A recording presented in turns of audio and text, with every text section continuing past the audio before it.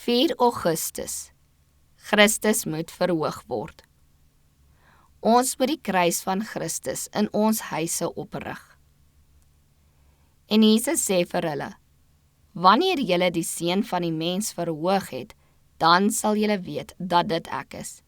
En uit myself doen ek niks nie, maar net wat my Vader my geleer het, dit spreek ek. Johannes 8, vers 28. Diegene wat deur Christus se skande dood aan die kruis gered is, moet hom verhoog. Hy wat die krag van die genade van Christus gevoel het 'n verhaal om te vertel.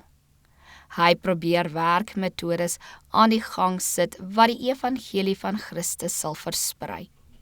Die mens wat sy vaardigheid uit die groot bron van wysheid put, word die werktuig waardeur die evangelie sy veranderende krag op die gemoed en die hart uitoefen. Al ons kragte moet vir Christus ingespan word. Dit is wat elkeen van ons aan God skuld. Deur met Christus 'n verhouding aan te knoop, kom die hernuide mens terug na sy aangewese verhouding met God. Sy pligte is rondom hom, naby en ver. Sy eerste plig is teenoor sy kinders en sy naaste familielede. Niks kan hom verskoon as hy die binnekring ter wille van die buitekring verwaarloos nie. Sommige huiskringe het 'n klein kerkie tuis.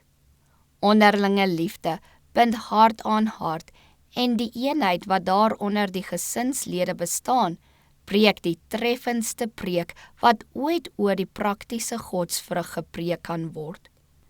Waar ouers hulle plig in die gesin getrou nakom, beteel, teregwys, raad gee, lei die vader as priester van die huiskring, die moeder as die huissendeling, vul hulle die plek wat God vir hulle bestem het.